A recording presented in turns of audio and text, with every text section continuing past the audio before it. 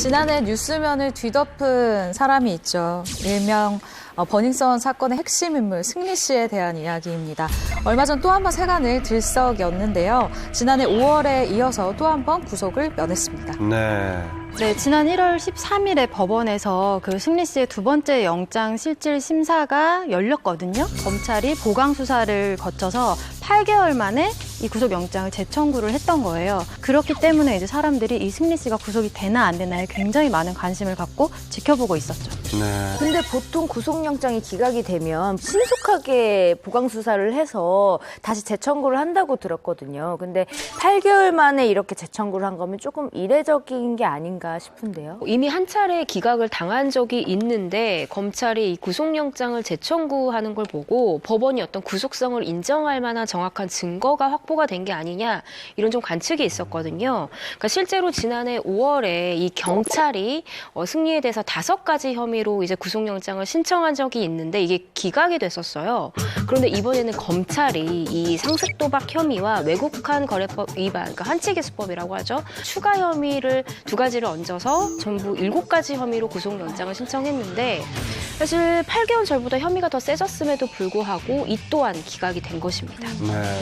그러니까 이번에도 법원이 이제 구속영장을 기각하면서 많은 누리꾼들이 좀 어이가 없다, 화가 난다, 충격적이다 이런 댓글들이 있었는데 많이 궁금해하는 게 이제 기각이 된 이유더라고요. 네, 법원 측의 입장은 이렇습니다.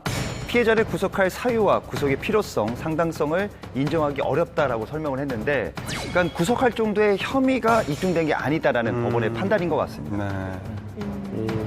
하지만 법원의 판단과는 별개로 승리 씨의 두 번째 구속영장 기각 소식은 좀 파장이 컸다고 해요. 특히 이제 승리 씨가 여유로운 표정으로 그 법원을 걸어 나오는 모습이 카메라에 포착이 된 거예요. 그러다 보니까 이제 사람들이 승리 씨가 구속영장 기각을 좀 예감을 한 게 아니냐 그런 얘기도 하는 입장이거든요. 그리고 이제 구속영장 자꾸 기각이 되다 보니까 이 누리꾼들 입장에서는 이 버닝썬 사태의 중심에 있는 게 승리인데 왜 자꾸 승리는 풀려나는 거냐 뭐 이런 의문을 제기할 수밖에 없는 거고, 그리고 댓글 중에는 심지어 사법부를 개혁해야 한다 뭐 이런 강한 의견들도 많이 있는 것으로 확인이 됐습니다. 그도 그렇게 이 버닝썬 사건은 일명 승리 게이트라고 불리면서 이 사건에 연루된 많은 사람들이 각각의 또 다른 범죄로 다 수사를 받았잖아요.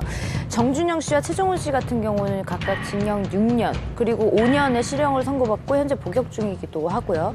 그런데 그 단초가 됐던 승리 씨만 2차례나 이렇게 구속영장이 기각됐으니까 많은 분들이 의구심을 품을만 하죠.